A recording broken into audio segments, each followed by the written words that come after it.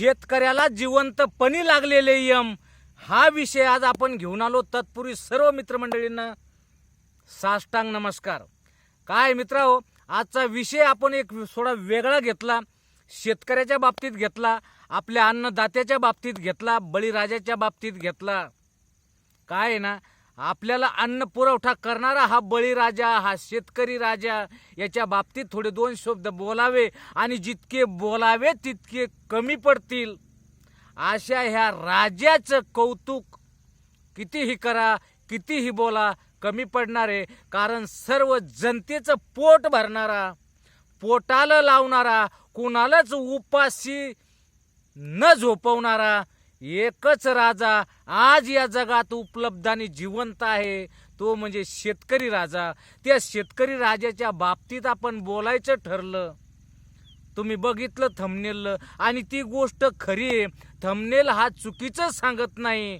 काहून की खरंच शेतकरी राजाला जिवंतपणी जर कुठला यम भिडत असेल तर ह्या आपल्या सैरभर चोहीकडे, जिकडे तिकडे चोहीकडे राज्याला लुटण्यासाठी, या शेतकरी राजाला लुबाडण्यासाठी, या शेतकरी राजाची लक्तर लोंबवण्यासाठी, या शेतकऱ्याची आबरू वेशीवर टांगण्यासाठी कितीतरी यम, कितीतरी दुश्मन, ते यमासारखे दुश्मन माझ्या शेतकरी राजाला लुटण्यासाठी, वरबडण्यासाठी, त्याच्या इज्जतीचे लक्तर वेशीवर टांगण्यासाठी कितीतरी टपून बसलेले आहेत. त्यापैकी थोड्या फार आपण बोलायचं, जर मांडायचा विषय जर म्हणलं, सांगायचा विषय जर म्हणलं, तर शेतकऱ्याला लुटण्यासाठी, लुबाडण्यासाठी, वेठीस धरण्यासाठी, कवळीत घेण्यासाठी आणि त्याचा चुराडा करण्यासाठी या जगामध्ये लाखो बी दुश्मन, लाखो यम त्याला विळख्यात घ्यायसाठी बसलेले. खोटं नाही सांगणार. शेतकऱ्याला शेती जिवंत ठेवण्यासाठी, तिच्यातून मालरूपी जीवन बहरून आणण्यासाठी खूप त्रास सहन करावा लागतो, खूप आटापिटा करावा लागतो, हाडाची काढं करावं लागतात, रक्ताचं पाणी करावं लागतात. एरवी तसं तयार होत नाही, तयार केल्याही जात नाही. शेतीत राबायचं म्हणलं तर शेतकऱ्याशिवाय दुसरा कोणीच राबायला तयार नाही. शेतीत राबल भले तिच्यातून किती उपलब्ध होतंय याची गणित नाही, याचं काहीही सांगता येणार नाही. कारण शेतकरी फक्त आपल्या मालाचा पाला पाहून, शेत हिरवंगार बहरलेलं पाहून फक्त स्वप्न बघतो की आज मी सुखी होणार आहे, उद्या मी सुखी होणार आहे, माल बहरलेलं आहे, माझ्याकडं बख्खळ पैसा येणार आहे, मी बँकेवाल्याचं लोन सुपूर्त करून देणारे, फेडून टाकणारे, माझ्यावर ज्याचं लोन आहे, कर्ज आहे, ज्या सावकाराकडून मी पैसा आणला, या शेतीत ओतला, त्याचं सुद्धा मी माल विकल्यानंतर माझ्याकडे जे जमा होईल हे ज्याचं त्याला मी वाटून देईन आणि उरलेलं मात्र मी सुखा समाधानानं जगीन. प्रत्येक शेतकऱ्याचं हे स्वप्न आहे. पण शेतकऱ्याला लुटण्यासाठी, शेतकऱ्याला लुबाडण्यासाठी तुम्हाला सांगतो, पेरणीपासून शेतकऱ्याला लुबाडणी सुरू होते. पेरणीपासून, मी खोटं सांगणार नाही, पेरणीपासून शेतकऱ्याला बियाण्यापासून लुटणं सुरू होतंय. बियाण्यापासून लुटणं सुरू, नंतर तुमचं कीटकनाशकापासून लुटणं सुरू, तुम्हाला खतापासून लुटणं सुरू, तुम्हाला फवारणीपासून लुटणं सुरू. शेतकऱ्याला लुटायसाठी कितीतरी आवासून बसलेली मंडळी आहे. शेतकरी पेरतो, शेतकरी हिरवंगार पाहतो, त्याच्यात खुश होतो. पेरायला ट्रॅक्टरवाल्यापासून पैसा सुरू होतो, पेरणीला पैसा, बियाण्याला पैसा, औषधीला पैसा, खताला पैसा, सर्व पैसा, त्याला निंदणीला पैसा, कोळपणीला पैसा, डवरणीला पैसा, वखरणीला पैसा, वेचणीला पैसा, खुडणीला पैसा, पाडणीला पैसा, सोंगणीला पैसा, खळ्याला पैसा, थ्रेशलवाल्याला पैसा, प्रत्येक ठिकाणी प्रत्येक कामाला मजूर लावून करून घ्यायचं म्हणलं तरी सर्व प्रकारचा पैसा. तेव्हापासून जसा शेतकरी आपली मूठ चाड्यावर धरतो धान्य पेरण्यासाठी, मी तर म्हणतो तो एका हातात धान्याची मूठ पेरतो आणि दुसऱ्या हातानं पैशाची मूठ पेरतो. त्या काळ्या आईमध्ये त्या काळ्या आईची ओटी भरतो, एका हातानं बियाणं पेरतो, दुसऱ्या हातानं पैसे पेरतो. की भेटन मला, आजचा माझा काळ तसाच बसून राहणार नाही, मीही श्रीमंत होईन, मी बी देवाचं कुठलं पाप केलंय, मला बी देव एक दिवस ओटी भरून देईन, जेणेकरून माझा पूर्ण संसार, पूर्ण कुटुंब, पूर्ण परिवार, पूर्ण प्रपंच सुखा समाधानानं नांदेल. प्रत्येक शेतकऱ्याचं स्वप्न असतं. सर्व पैशाची वाट लागून जाते. सर्व जमा झाल्यानंतर जमा होई पावेतो त्या शेतकऱ्याला याच गोष्टी किडा मुंगी पासून लुटायला बसेल, त्रास द्यायला बसेल.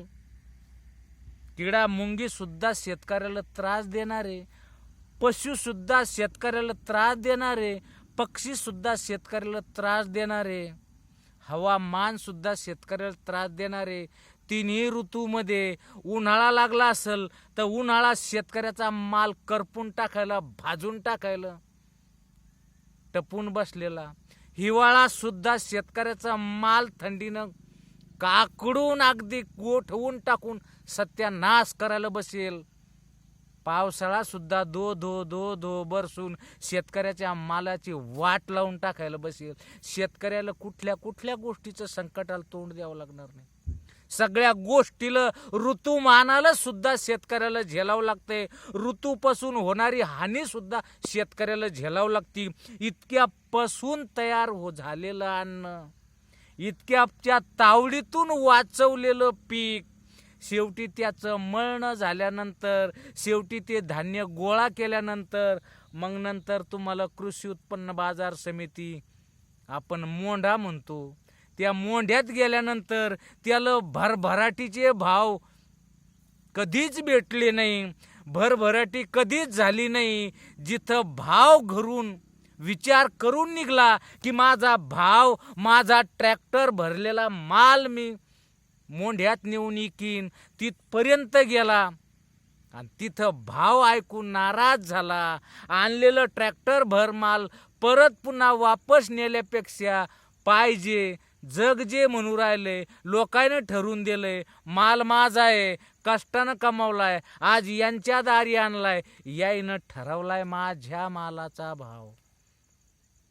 त्याईनं जो ठरवला निमूटपणे विकून टाकून हाताश होऊन घरी येतो शेतकरी.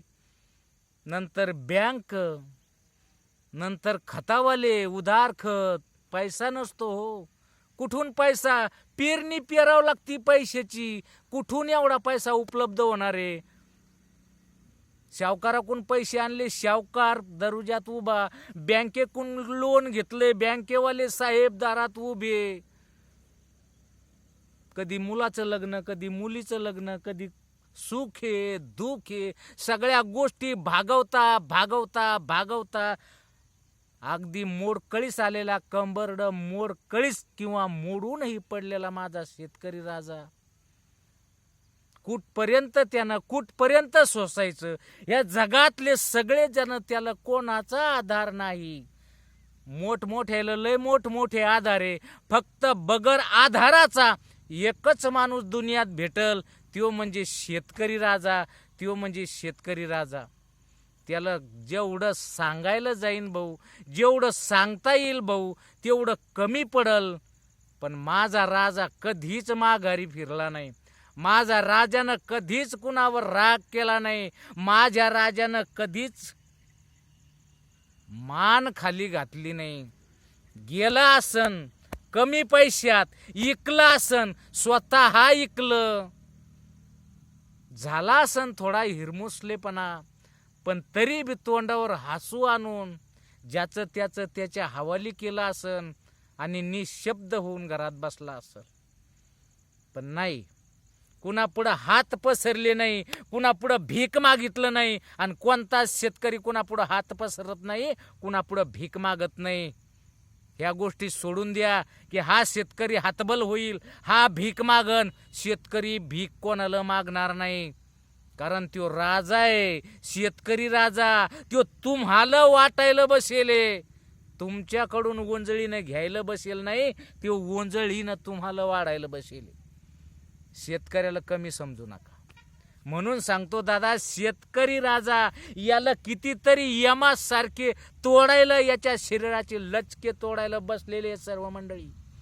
चोहीकडून अगदी कोणीच नाही, सर्व किडा मुंगीपासून, पशु पक्ष्यापासून, निसर्गापासून, सर्व माणूस जातीपासून सुद्धा सगळे त्याला लुचायला बसले. पण तरी नाही हरला आणि हरणारही नाही. सगळ्याला वाटीन देणगीदार माणूस शेतकरीच फक्त, तोच फक्त देऊ शकतो. बाकीचे सगळे लाचार, बाकीचे सगळे घेणार त्याच्याकडून आणि विसरून जाणार की याच्याकडून घेतलंय आम्ही, त्याच्यावरच ठसन गाजवणार. तरी तो ऐकून घेणार. सहनशीलता लागते. शेतकऱ्याजवळच ती सहनशीलता आहे. सहनशीलता ह्या आयऱ्या गायऱ्याजवळ नाही, सहनशीलता या जगात कोणाजवळ नाही. फक्त माझ्या राज्यात जी सहनशीलता आहे ना, ती नाही. आणि त्यो जर अवकातीवर आला तर तुम्ही कोणी कुठल्याच गोष्टीत त्याच्या पुढं तग धरणार नाही. पण तो अवकातीवर येत नाही, कारण जे मोठे असतात ते मोठ्याच मनाचे असतात, जे छोटे असतात हे छोट्या मनाचे असतात. आणि जे छोट्या मनाच्या माणसासाठी, छोट्या मनाच्या नांदी लागायला, छोट्या मनाच्या माणसायला तोंड द्यायला शेतकरी रिकामा नाही. शेतकरी कधीच रिकामा नव्हता, शेतकरी नाही आणि समोरही शेतकरी कधीच रिकामा राहणार नाही. असल्या लोकांच्या तोंडी लागायला. खा, अरे खा, दिलदार आहे, खा.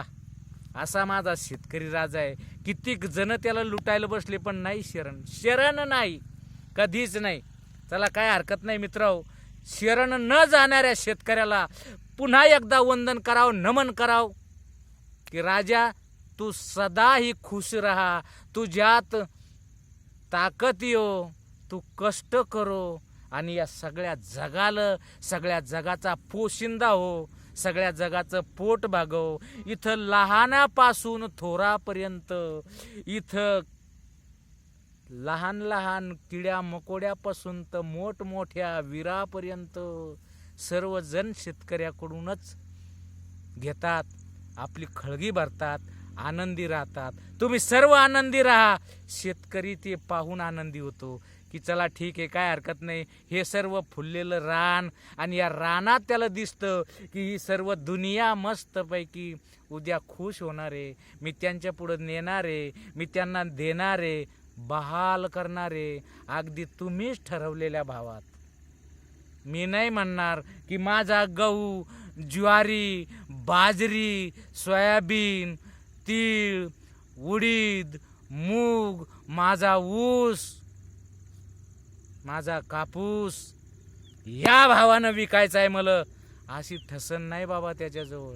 त्यानं ज्यावेळ ठसन गाजवली ना, त्या टायमाला सगळ्याला भीकच मागणे, बरोबर ना.